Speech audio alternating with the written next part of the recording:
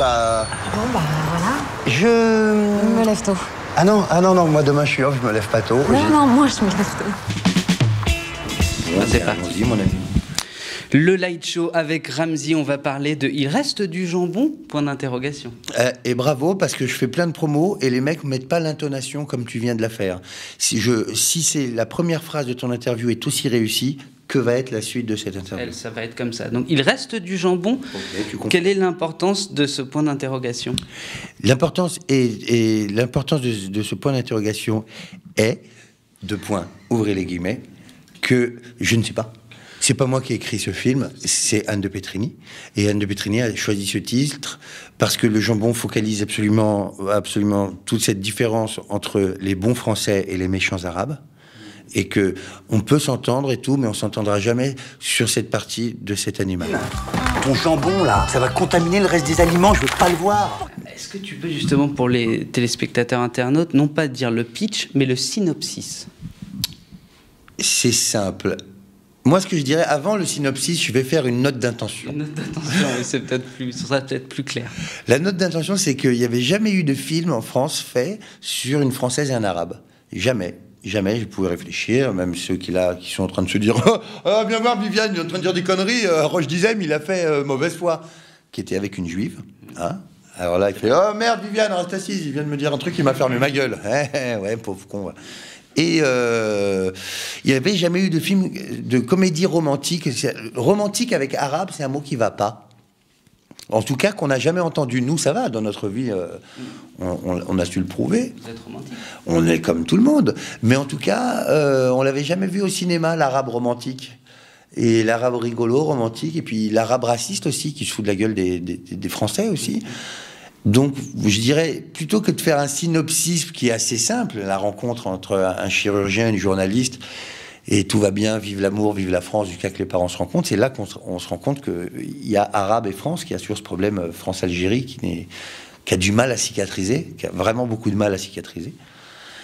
Et ouais, voilà, j'ai synopsisé, pitché, noté d'intentionné. T'as tout fait ensemble. Ah. Bonjour. Ma petite sœur. Enchantée. Justine, ma petite sœur. Jaline me fait visiter la cité. Ah ouais Eh ben, c'est la classe, ça. Ouais, c'est vrai, plutôt que de l'emmener à Venise, tu l'emmènes à Nanterre. Franchement. Ce qui est très réussi aussi, c'est que les relations compliquées... Et alors moi, j'ai noté surtout des mères.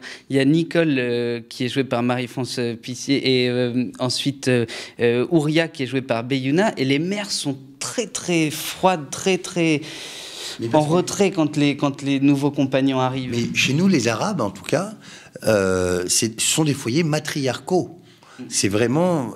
Pour ça, moi, tout ce qu'on entend à la télé, tout ce que je vois, j'ai l'impression de ne pas être arabe des fois et d'avoir grandi dans une famille du Honduras. Parce que ce que je vois des Arabes, je ne comprends pas. Par exemple, tu vois, la femme voilée qui conduit tout en niqab avec son mari barbu qui la bat et qui la force à conduire... Alors que moi, je connais, c'est la maman, la patronne de la maison chez nous. Et dans toutes les familles de mon immeuble, c'était comme ça. C'est la mère qui décide de tout. Ce sont des foyers matriarcaux. Et ce qu'on voit dans le film, c'est vraiment ça, quoi. C'est le père, il dit rien, il ramène l'argent, et c'est la maman qui décide de tout.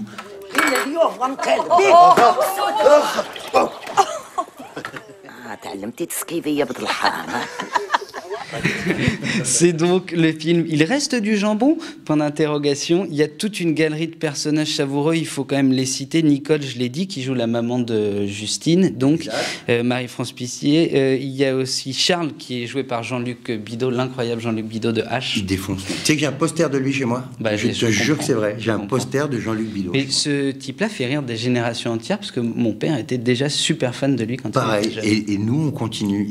Mais je souhaite à tout le monde, quand on aura 100 ans comme lui, d'être comme lui. Il est toujours prêt à montrer sa bite.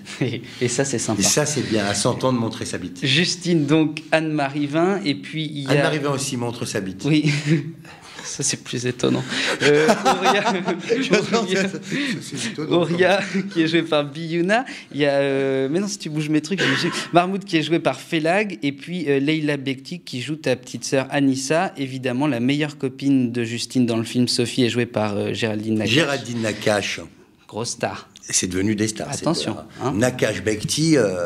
Là, c'est devenu des stars. Ça, et elles ont dit oui avant le succès de Tout ce qui brille et tout ça. Il y a aussi Lutz qui joue l'ex de ta copine, très et bon, Mathieu. qui est donc joué, on en a parlé, par Arnaud Arnaud Henriet, un Voilà. jeune acteur en devenir. Je crois qu'on a fait le tour de la distrib. Courez voir ce film, Il reste du jambon, d'Anne de Petrini, donc avec Ramzy et Anne-Marie Vin, notamment. Je crois qu'on a fait le tour sans tabou. Sans tabou, très bien. Peut-être le tabou de la sodomie n'a pas été abordé. Trop été abordé. Ne l'abordons pas, il faut que ça reste un tabou. Gardons un ça, tabou. et puis c'est quand même le personnage de Félag qui en dit le plus là-dessus dans le film. Bah, je crois que les gens iront voir. Merci beaucoup. Le Light Show continue sur Pure. Ciao.